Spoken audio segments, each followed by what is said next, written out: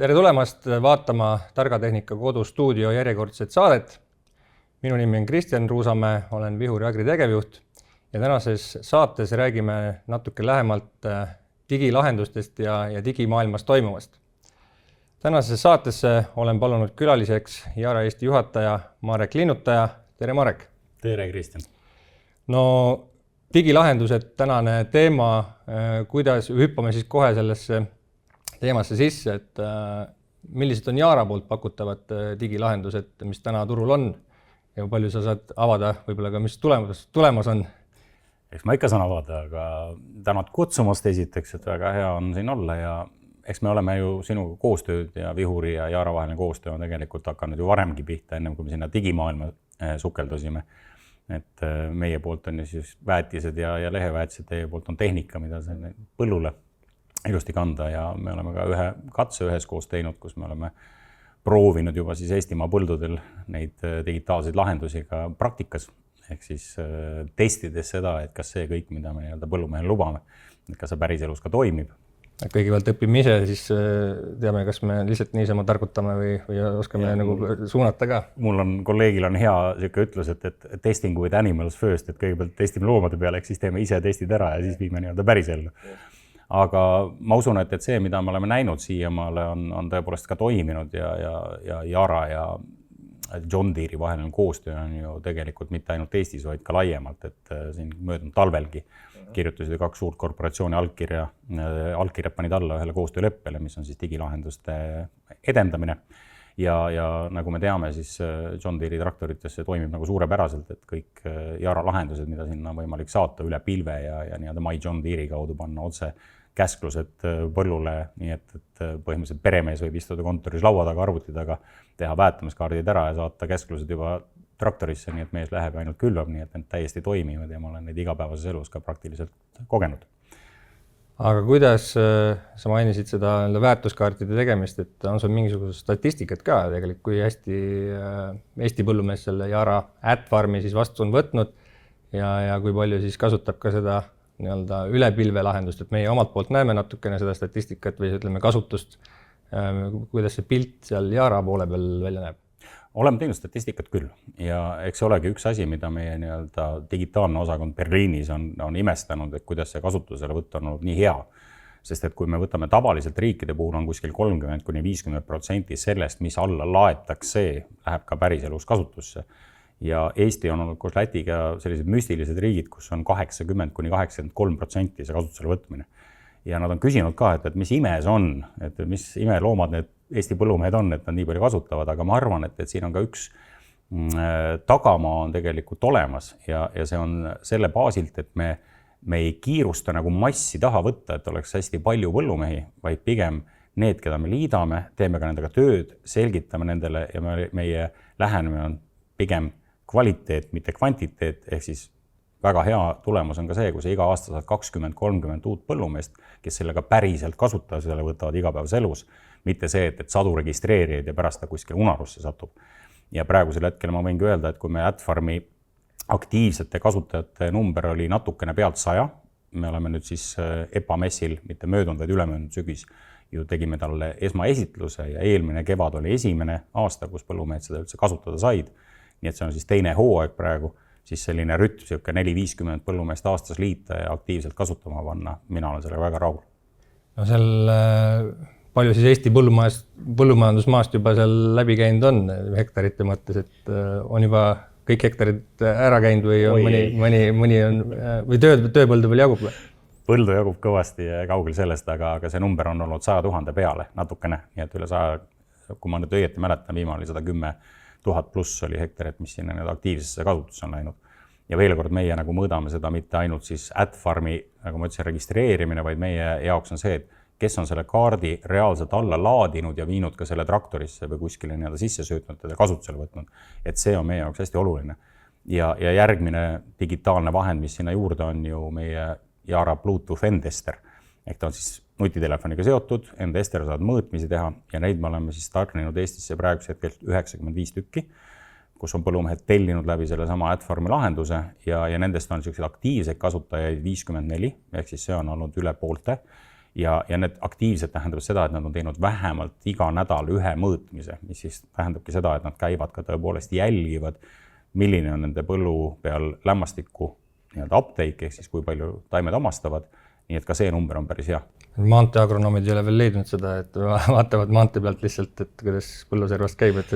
need inimesed on vähemalt võtavad 2 sammu astuvad põllu sisse ja mõõdavad. Täpselt nii ja me oleme ka öelnud seda, ma kunagi käisin selle veksli välja, et kui me vaatame hooaja lõpul, mis siis nüüd põhimõtteliselt koristusega hakkabki kohe ju lõppema, see tähendab siis kuskil jaanipäeva juuli alguseks, et need, kes neid tõepoolest ei kasuta, siis me võtame lihtsalt need Bluetooth endestrid tagasi ja korjame need nii-öelda jaarast tagasi, sest meie eesmärk on ikkagi need, et need ristapuud oleksid kasutusel ja tooksid põllumehele kasu, mitte ei seisaks kellelgi kuskil kontoris riiuli peal. Just täpselt. Ma võib-olla natukene nii-öelda nende hektarite koha pealt oskan kaasa rääkida või öelda, et palju, ütleme, John Deere'is on, see on väga õige lähenemine, et Yara mõõdab seda nii-öelda kasutust, et samamoodi on ka siis My John Deere'i portaalis, et meil täna piire põllu peal, mis on nii-öelda on 250 000 on hektarit, millel on piirid ja sealt siis omakorda 150 000 on need, mille kohta on nagu logitud ka mingisugune töö sinna taha, et see on tegelikult päris suur vahe, 100 000 hektarit, mille kohta on ainult piir ja see nii-öelda töökaart jääb tegemata, et siin selles mõttes koostöövõtmes siis John Deere jälgib ka seda, et kes seda töökaarti teeb ja Yara on siin ka meile väga suureks abiks, et seda portaali kasutada ja need kaarte siis saata, pärast dokumenteerida, et see on see asi, mille alusel saab siis tulevikus teha targemaid otsuseid. Aga rääkides tulevikust või siis ka ütleme sellest koostööst lähemalt, siis meie sinuga ja mõned mehed siin veel oleme kokku kutsunud sellise ühingu assotsiatsiooni või kuidas seda siis nimetada nagu Eesti digiagronoomia. Võib-olla räägid seda, et kus see mõte meil alguse sai, et muidu ma lobisen ise kõik ära siin vaata. Jah, sellise ilusa naisterahva või siis ka nisusordi nime nagu EDA, ehk siis Eesti digiagronoomia tõepoolest mittetulundusühing sai nüüd sellel talvel ära registreeritud jaanuarikuus.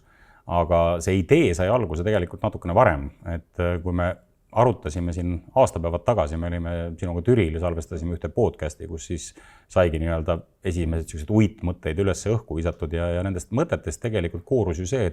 et miks me igaüks kuskil omaette nukas nokitseme ja keegi ei tea, mis keegi teine teeb, vaid äkki me suudame teha mingisuguseid asju koos ja paremini ja samuti vältida ka seda, et mitte dubleerida. Ehk siis nii nagu me ka tookord nimetasime, et iga kingsepp jäägu oma liistude juurde, et kui keegi on näiteks hea siin mullaproovide võtmises või siis muldade kaardistamisel, põllukaartide loomisel, siis pole ju mõtet endal seda dubleerida. Või kui kellelgi on olemas labor, milles tehakse nii-öelda olgu ta siis mullaanalüüsid või siis ka lehtedest, nagu Jaralgi on Megalab, kus tehakse siis leheanalüüsid ära, samamoodi ei ole mõtet jällegi dubleerida. Ja idee oli meil väga lihtne, et proovida üles leida need kaardikihid, mida siis keegi üks või teine ettevõtte praegu oma digitaalsetes teenustes kas pakub või kohe on temaga turule tulemas.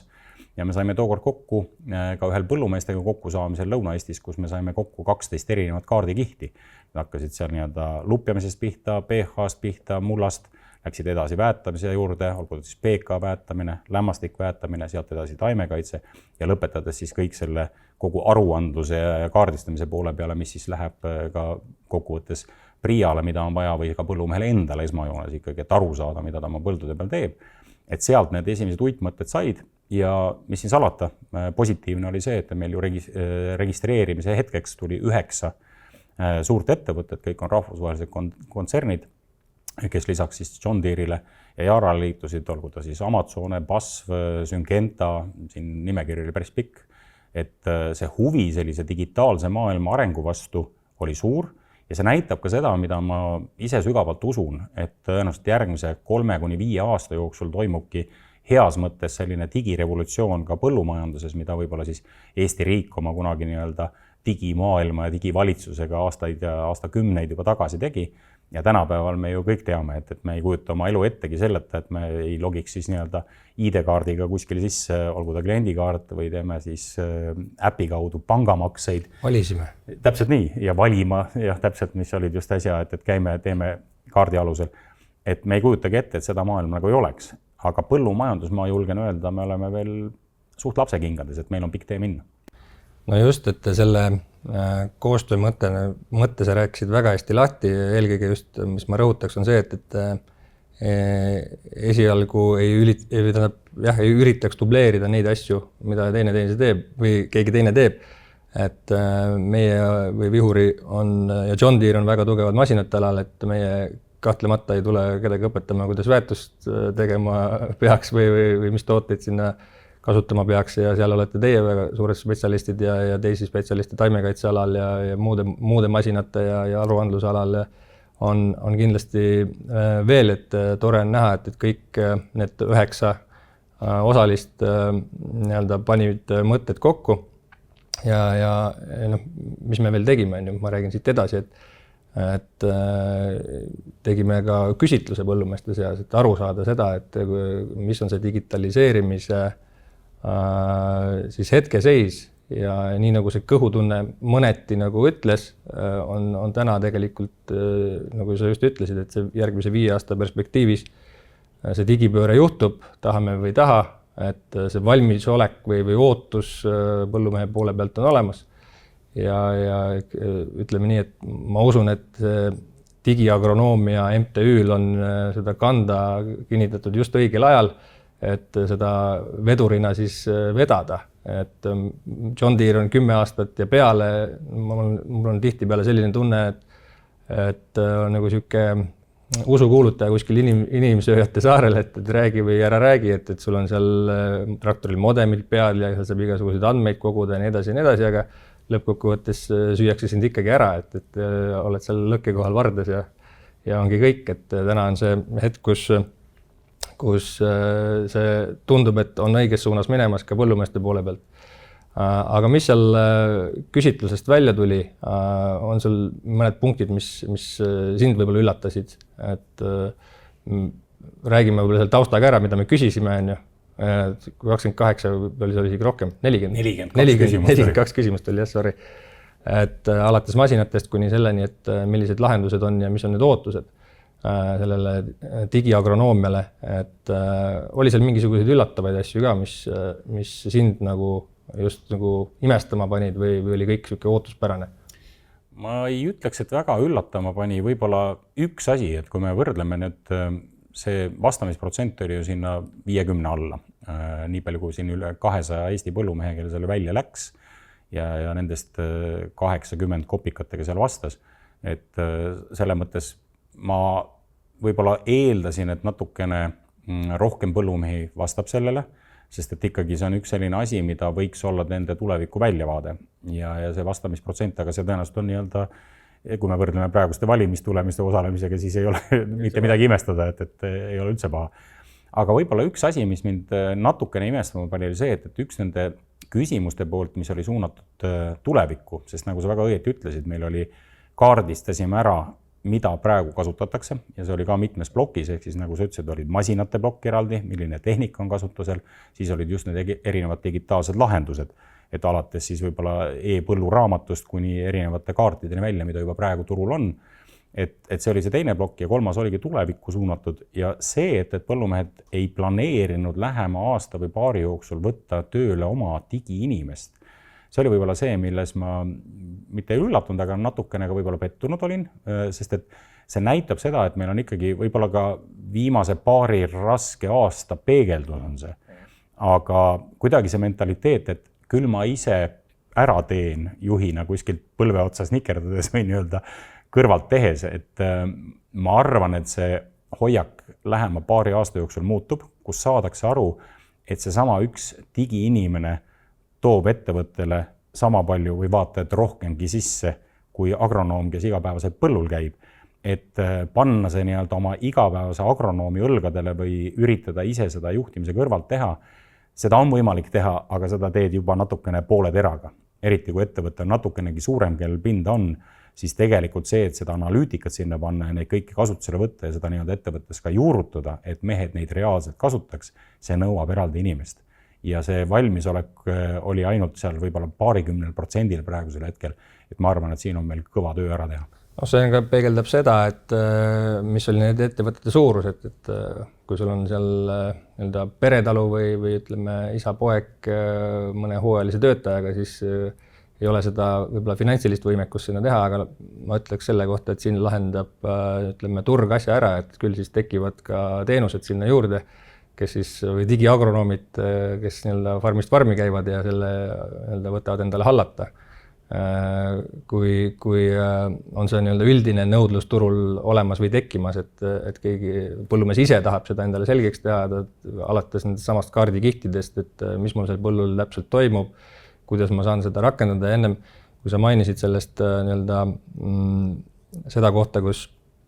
nende hektarite poole pealt, et täpselt need kvaliteet saaks sinna toimetada, siis ma olen seda mitmes kohas nagu öelnud ka, et tegelikult kui me vaatame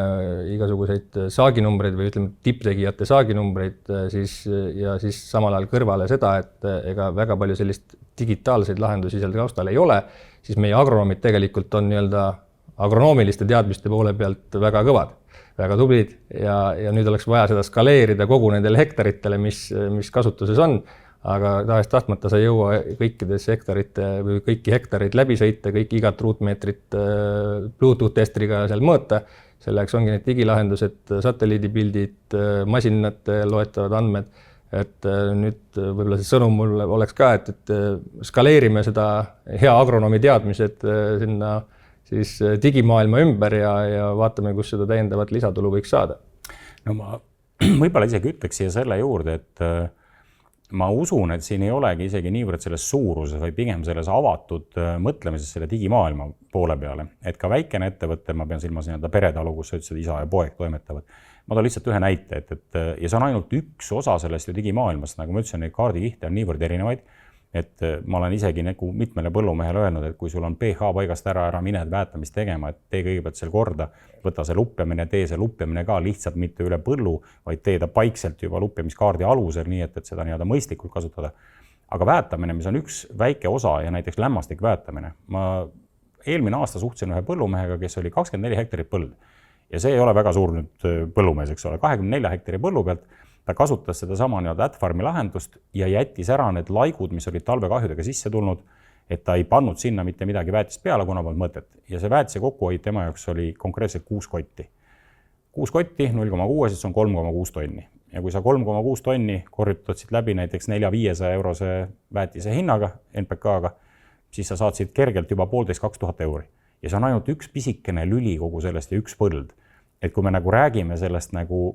kokkuhoiu lähenemisest ja targalt lähenemise mõtteviisist, siis ei pea selleks olema väga suur ja ma teengi siinkohal üleskutse. Ongi fakt, et sa ei jõua kõik, eriti kui sul on 1000 hektarine või suurem majapidamine, sa ei jõua kõike kohe sisse viia. Võta esimesed 2-3 sellist põldu, millega sa oled tundnud, et on väiksed nii-öelda murekohad, et sealt ei tule, tee endale need selgeks ja sealt need esmased võidud tulevad päris kiirelt kätte. Ja siis sa jõuad laiendada ja minna järjest laiemaks. No see on tegelikult väga hea soovitus ja väga hea mõte, et kõigil põllumeestel kindlasti on mõni selline põllulapp, millega aastast aastasse on erinevaid katseid tehtud ja mitte kuidagi ei saa aru, mis seal siis nagu tegema peab, et sai liiga palju, sai liiga vähe, istutasin liiga sügavale või kastsin üle, nagu öeldakse, et ei tule see saaginumber, ütles, et põllulõikes ja seal see digipool nagu on kõvasti abiks. Aga hüppan nüüd korra tagasi selle digiagronoomia poole peale, et mis siis vahepeal peale seda küsitlust meil teinud oleme. Et mis saab edasi, et kindlasti vaatad ja põllumees ka küsib, et lihtsalt järjekordselt räägime kaamera ees juttu, seda me teha oskame, aga mis saab edasi? Ma olen alati öelnud, et jutumehi jätkub Eestis palju, aga tegijaid on natukene vähem. Ja mul on hea meel ka see, et selles samast nii-öelda 9. pundis, kellega me maha istusime tookord ja pluss meie projektijuht ja sellega mõni põllumees veel kaasatud, et kui me sellised esimesed sammud ära paika panime, et me saime ka väga hästi aru sellest. Me ei suuda kohe kõiki neid 12 erinevat kaardikihti panna omavahel suhtleme ja see on väga suur töö, see on aastatepikkune töö. Ja kuskilt tuleb liikvele minna. Ja mida me tegime, oli ju moodustasime 2-3 töörühma. Ehk siis hakkasimegi pihta sellest, et lõpetada ära see piirideta põllumajandus, ehk siis nii-öelda RTK-dega põldude piirid sisse joonistada. Sealt edasi järgmine, mida põllumehed ka ise prioriteedina tõstsid, olid mullakaardid, ehk aru saada, millised on nende muldade olukorrad, mida seal tegema peab, nagu sa ütlesid, et kahtlustatakse ühte või teist või kolmandat, aga tegelikult võiks ju täpselt teada, et mitte eeldada, et kas seal on nii-öelda pH paigast ära või ongi mõni põld selline, kust ei saagi potentsiaali ja see tulebki võib-olla jätta nii-öelda tähelepanu alt kõrvale, keskenduda sinna, kus sul tulem tuleb. Nii et see nii-öelda lupjamise ja muldade kaardistamine oli teine aste ja loomulikult sealt edasi juba järgnevad lämmastikväetamine, sealt edasi taimekaitse ja nii edasi. Aga mida me siis ka tegime, oli konkreetselt moodustasime töörühmad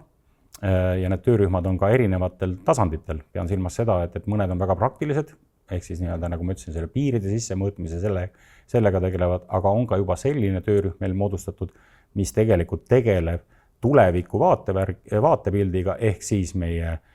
tehnikumid, ülikoolid, ka nende koolitusprogrammide, õppeprogrammide muutmised, sest ka see ei käi sõrmenipsust. Seal on ka vaja leida kõigepealt õpetajad, kes suudaks seda õpetada. On vaja programmid ära korrigeerida, mida koolis üldse antakse, nii et me tegeleme ka sellise pika perspektiiviga juba. Aga lisaks sellele me ju tegime ka ühe visiidi meie riigiasutustesse, ehk siis me oleme kohtunud ju 2 korda nii ministeeriumi kui ka PRIA esindajatega, et jällegi seda sama mentaliteeti ka nende poole peale juurutada, et miks me igaüks kuskil nurgas omaette nokitseme ja ei tea, mis teine teeb, et suhtleme ka aktiivselt riigi poole peale, kuidas nemad saavad meil abiks olla, kuidas meie saame neile abiks olla ja mida saaks jällegi teha koos, mitte üksteist dubleerides. No just, ja need kohtumiste vaates positiivne tagasiside on vähemalt see olnud, et see valmisolek või tahtmine on vähemalt nende kohtumiste baasil olnud olemas. Ongi natukene vaja siis seda trummi edasi taguda, et see momentum nagu ära ei vajuks ja saaksime sealt võib-olla ka mõnede selliste, ütleme, ma ütleks, et murekohtadeni, mis põllumeestel on, aga esimeste selliste nii-öelda, ma ei tea, saame kõik ühiselt öelda, et on töövõit saavutatud, et mingisugune asi liigub edasi, on see siis need piirid või kaardistamine või mingisugused sellised regulatiivsed teemad, millega põllumehed täna maadlevad. No ma julgeks öelda, et tegelikult on olnud päris positiivne see kokkusaamiste toon. Et riik on olnud avatud, nii ministeerium kui PRIA mõlemad on väga selgelt tähelepanelikult kuulanud, mida me oleme rääkinud ja tõepoolest ma julgen öelda, et esimene jää on läinud liikuma ja ma usun, et nii nagu sa ütlesid, meil oleks vaja saavutada nüüd lähema poole aasta jooksul selline nii-öelda käega katsutav võit, et näiteks selle samade põldude poole pealt ja praegu PRIA täiesti tõsiselt kaalub seda koos ministeeriumiga, et võttagi RTK-ga sisse joonistatud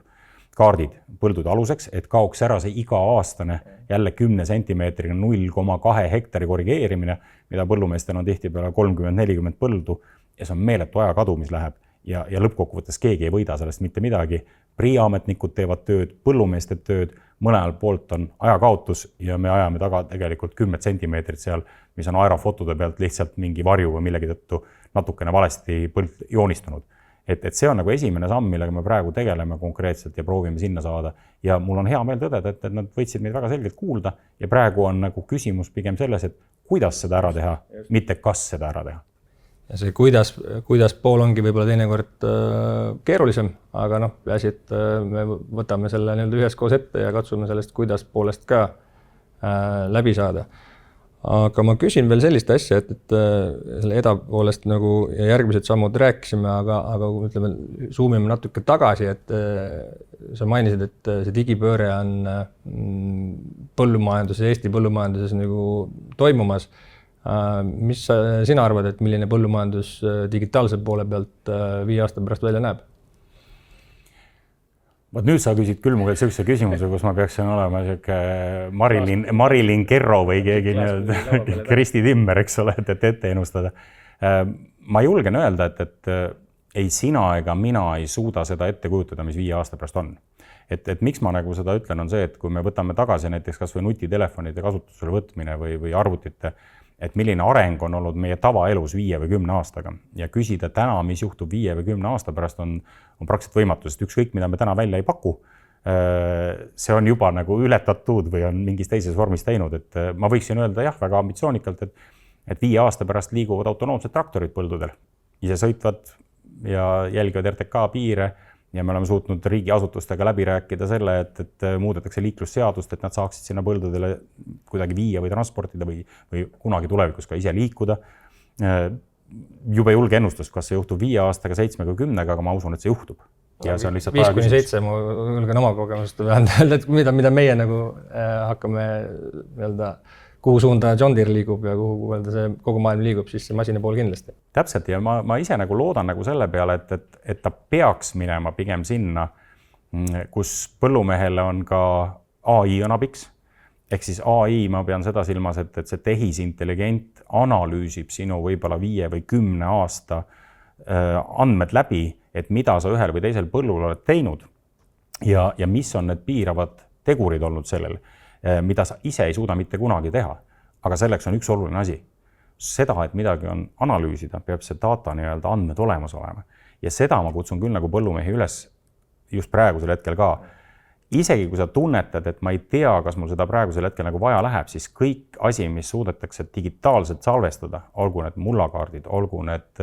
leheanalüüsid, kõik, mis läheb digitaalsesse vormi, see tulevikus hakkab sulle tagasi maksma ennast väga selgelt, sest siis on, mida analüüsida. Kui sa mõtled, et mul on sellega aega küll, et küll ma 5 aasta pärast, kui me sinna jõuame, siis hakkan tegelema, siis tegelikult sa hakkad sellel hetkel oled alles stardipakul ja sul see andmebaas sealt puudub. Nii et ma arvan, et kõik praegu Eesti põllumajas saavad juba midagi ära teha selleks, et see digirevolutsioon sel hetkel, kui ta sünnib,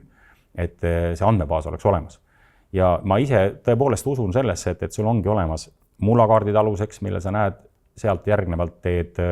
siis mullakaardid aluseks, mille pealt sa näed, millises olukorras põld on. Siis sa näed selle põhja pealt ära teha, kas on vaja teha lupjamist, kas on teha PK väetamist, kas on vaja teha lämmastikväetamist, kas on vaja teha taimekaitset, kas on vaja teha mingisugust leheväetamist poolt, et need kõik erinevad kaardikihid suudavad omavahel suhelda ja see siis realiseerub juba kombainikaardiga, kus sa saad ka jällegi digitaalsed andmed, kui palju ma siis tegelikult ühe või teise muudatuse pealt siit või sealt saaki sain ja selle sama kaardi pealt sa saad teha juba järgmise aasta sammu, ehk siis kas ma pean midagi praeguses programmis muutma või saan rahulikult samas vormis edasi jätkata ja sealt edasi siis kuni aruandluseni välja, et selle sama aruandlused, mis kõikide salvestatud masintööde tehtud taimekaitsevahendid, lämmastik, PK-väetised, saagid, need ka salvestuvad sulle juba põlluraamatusse, et sa saad jällegi aastate lõikes hakata ühte või teist digitaalset analüüsima. No seal sa võtsid selle väga hästi kokku, kuidas see võiks näha, ma lisaksin ühe asja veel juurde, selleks on kasumikaardid. Et kõik need tegevused, mis sa põllu peal tegid, saab ju satelliidi pealt kätte ka üks asi on paberi peal prognoositav saak, mis sa selle sisendi pealt oled teinud, teine asi on see ka jälgida taimekasvu ja ilmastikutingimusi, kas see sinna suunda läheb ja võiks siis see saak nagu sealt selline tulla, nagu on planeeritud ja vahepeal siis seda finantskokkuvõtet ka teha, et võib-olla tekib järgmine koht, kus peale siis, ma tea, põuaseid nädalaid või siis vastupidi väga vihmaseid nädalaid, sa üritad nagu sealt saaki päästa või midagi päästa, tegelikult vaatad sellele kasumi või saagi kaardile otsa, ütled, et tegelikult parem on see, kui ma seda viimast otsa ei tee, ma ei saa sealt nii palju lisatulu ja pigem päästan, siis tegelen siis kahjumi minimeerimisega või siis vastupidi kasumi maksimeerimisega, et tegelikult see lisategevus seal põllul nagu midagi juurde ei anna. Täpselt nii ja me lõppkokkuvõttes me teeme seda kõik, me teeme küll ka Eesti looduskujundamise ja kõige muu pärast seda, et põllud näeksid ilusad välja, aga kasum on ikkagi see, mille nimel põllumees seda teeb. Ja ma toon selle sama meie ühise selle aasta katse pealt ka praegusel hetkel näite, et kuna me oleme nüüd iga nädal 2 korda mõõtnud lämmastiku omastamist taimede poole pealt, siis me tegelikkuses tegimegi endal muudatuse meie väetamisplaani, sest see vahepealne kuiv periood viiski juba sinna olukorda, kus me saime aru, et meil ei ole mõtet, kuigi meil oli planeeritud 3 ringi lämmastikuga teha 3 faasis, ehk siis esimene kohe varakult juba NPK-ga kevadel koos ja siis teine ja 3 hiljem lipulehe faasis, siis me saime aru, et me peame loobuma. Me juba teise ringi norme tõmbasime väiksemaks ja 3. ei tee üldse, ehk siis loobusime sellest. Ja see on just see data, mida me saime iga nädalaselt analüüse tehes, me nägime, taimed ei omasta seda, on olnud liiga külm, on olnud liiga kuiv ja selle lisa sinna andmine oleks puhtalt lisakulu, aga enam ta tagasi ei tule ja see oligi see põhjus, miks me temast loobusime. No eks seal katsetulemuste kokkuvõttes ilmselt on need ka siis numbritena hiljem näha, et kuidas see täpselt välja tuli, aga see digimaailm või ütleme, digiteemad on üldkokkuvõttes väga paeluvad, me võime sinuga siin jäädagi rääkima, aga ma tundub, et meie saateaeg hakkab tänaseks otsa saama. Head vaatajad, kui sinule või sinust tekkis küsimusi, või millest me täna siis rääkisime, mõni mõiste jäi arusaamatuks, et kui me rääkisime siin Yara Atfarmist või My John Deere'ist, siis mine vaata Yara kodulehele, uuri, loe lähemalt, mis on Atfarm, mine vaata My John Deere'i portaali, sinna saab teha tasuta kasutajad nii mõlemasse keskkonda ja kõigepealt loe ja uuri ise, kui jääb küsimusi õhku, siis võtta ühendust kas siis Vihuri esindajatega My John Deere'i poole pealt või siis Yara esindajatega, et kuidas see Atfarm ka enda ettevõttes tööle saada. Nii et ma usun, et saite mõtteid tänasest saatest. Vihuri targatehnika kodustuudio saated on leitavad Vihuri kodulehelt ja Vihuri sotsiaalmeedia kanalitelt. Selleks korraks kõik ja nagu me täna digimaailmast rääkisime, siis ära korista põllult ainult saaki, vaid korista tuleviku teadmisi. Näeme juba järgmisel korral. Mina tänan. Ilusat suve kõigile ja ega siit ei ole jäänudki muud, kui koristuseni on võib-olla circa 6 aega jäänud, et edukat koristusaega kõikidele. Aitäh!